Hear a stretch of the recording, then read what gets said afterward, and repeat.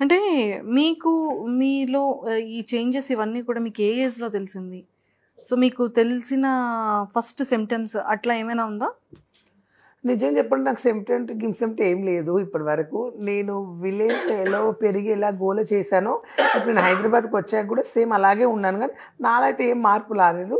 నేను ఊర్లో ఎలా జర్నీ చేశాను, నల్ల దగ్గర అయినా అరవడం, అందరు నవ్వించడము, కొట్లాడడము. నేనైతే ఊర్లో ఏం చేసేదంటే స్కూల్కి వెళ్ళి సాయంత్రం రాగానే మమ్మీ వాళ్ళు కూలికి పనికి వెళ్తారు కదా, చీకటే వస్తారు. అప్పటికి ఇల్లు అంతా ఊడ్చి గిన్నెలు తోమి అన్నం వండి పెట్టేది. అట్లా హెల్ప్ చేసేవాళ్ళు మమ్మీ వాళ్ళకు. కూర వండేది, అన్నం వండి పెట్టేది రెడీగా. స్కూల్ నుంచి రాగానే మొత్తం హౌస్ కడిగేది, హౌస్ నింపేది, కుండలు కడిగి కుండలు మొత్తం తోమేసి మీరే? నేనే చేసేది. ఓకే.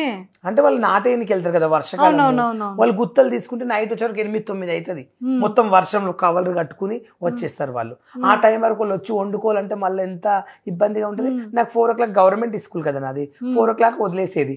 4 గంటలకు నేను వచ్చి దెబ్బ కసి కొట్టేసి గిన్నెలు తోమడం అంటే మసి ఉంటది కదా, ఊర్లో కట్టెలతో మసి వస్తుంది, నల్ల మసి పెట్టి దాంట్లో కొంచెం సరిపేసి ఇక కొబ్బరిది పీస్ ఉంటది కదా, కొబ్బరి పీసు, ఆ పీస్ వేసి ఇక గిన్నెలు తెల్లగా దోమేది.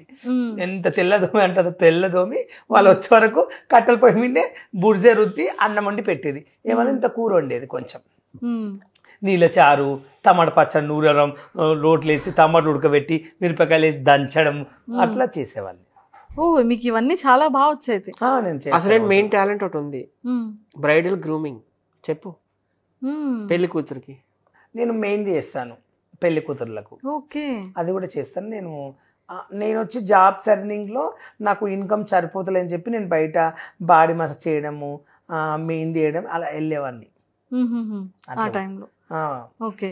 సో మిమ్మల్ని ఎవరైనా సరే అంటే ట్రాన్స్జెండర్ అని కానీ లేకపోతే ఇంకా వేరే రకంగా ఎప్పటి నుండి విమర్శలు జరగడం స్టార్ట్ అయ్యేది? అంటే ఏ ఏజ్ నుంచి కానీ, లేకపోతే ఎప్పటి నుంచి మీరు ఇవి? నా లైఫ్లో నిజం చెప్పాలంటే నేను హైదరాబాద్కి వచ్చి ఇన్ని రోజులే నన్ను ఎవరు చిన్న చూపే కానీ నన్ను బ్యాడ్గా అసలు ఎవరు చేయలేదు. ఈ టిక్టాక్లో ఫేమస్ అయిన తర్వాత నా వీడియోలు చూసి, నా మాటలు చూసి, నా డ్రెస్సింగ్ చూసి అప్పుడు నేను బయట ప్రపంచానికి అందరికి తెలుసు ఉప్పల్ బాలని కాబట్టి అప్పుడే చాలామంది నన్ను డిఫరెన్స్గా చూసేవాళ్ళు. ఏమని అంటే ఎలా చూసేవాళ్ళు, ఎలా ఉండేది లైఫ్ స్టైల్?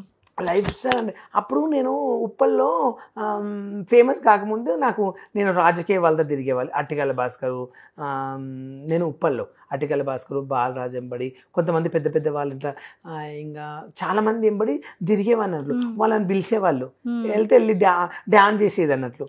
ఎమ్మెల్యే ఇంట్లో చెఫ్గా కూడా చేశాను, ఎమ్మెల్యే ఇంట్లో చెఫ్గా చేశాను. చేస్తే నేను డాన్స్ చేసేవాడిని.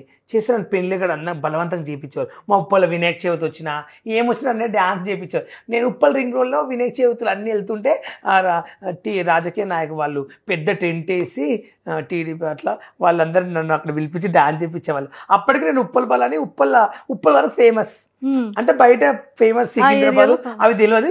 ఉప్పల్ బాల్ అంటే అప్పుడు నేను ఫేమస్ అన్నట్లు ఉప్పల్ డాన్సర్గా అట్లా డాన్స్ చేసేది నేను రోడ్ పైన. ఆడ చేస్తే రింగ్ రోడ్లో అందరు నాకు పిచ్చెక్కిపోయేది. అప్పుడే నన్ను ఎవరేమనకపోయేది. మామూలుగా జీన్స్ ప్యాంట్ కదా, మామూలుగా ఉప్పల్ బాల్ అనేటోళ్ళు. అప్పట్లో లోకల్ సెలబ్రిటీ, ఇప్పుడు 2 రాష్ట్రాలకు సెలబ్రిటీ. ఇప్పుడు ఈ వీడియోలు చేసినాక అందరూ ఉప్పల్ బాల్ అంటే గీడిరా. ఇప్పుడు 4 మంది కలిసారనుకో, యూత్ పోరలు కానీ ఎవరైనా గల్లీలో, మా గల్లీలో మా ఉప్పలో బాగా ఎక్స్పర్ట్. బయట కూడా ఇప్పుడు ఫ్యామిలీస్ కానీ చాలా మంది లైక్ చేస్తారు.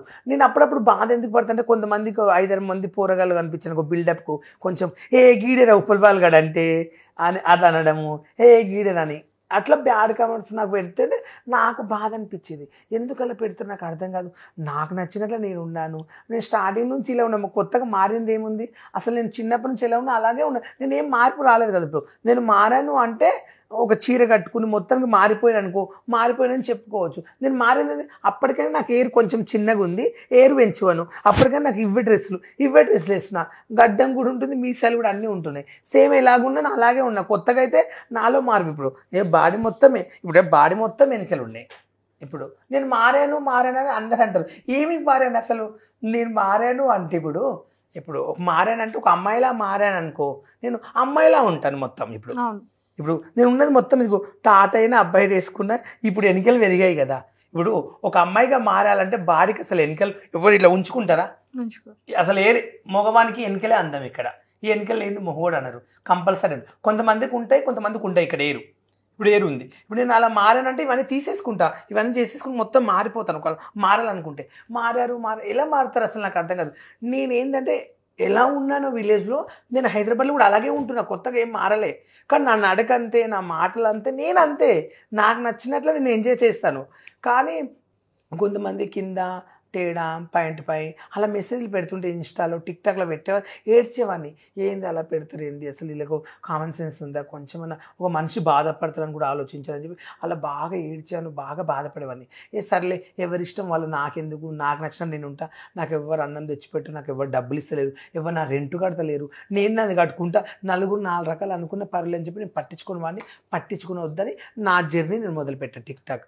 నాకు నచ్చినట్లు వాటర్ పోసుకొని బిల్డింగ్ పైన మొత్తం దుంకులడం, అరవడము, నాకు నచ్చినట్టు కింద కసిమిన కాళ్ళ మీద దుంకడము, అట్లా స్టార్ట్ చేశా. నేను ఎవరి గురించి నాకు లైఫ్లో టీవీలో కనబడాలి, నేను మా ఫ్యామిలీని చూసుకోవాలని నా కోరిక ఉండే. నా జీవితంలో చిన్న టీవీలో కనబడితే చాలు, ఒక మూవీలో కానీ సీరియల్ కానీ జస్ట్ ఇలా వచ్చిపోయినా చాలు, ఒక పని మనిషి క్యారెక్టర్ అయినా సరే ఇట్లా చాయ్ ఇచ్చిపోయిన ఒక హీరోకు చాలా అనుకున్నా. నా అదృష్టానికి నా గోల్ రీచ్ అయినా చాలు. నేను టీవీలో కనిపించాను, ఒక యూట్యూబ్లో కొడితే ఒక ఉప్పల్ బాలు, ఒక గూగుల్లో ఉప్పల్ బాలు అని కొట్టి నా పేరు వస్తుంది చాలు అనుకున్నా నా లైఫ్లో.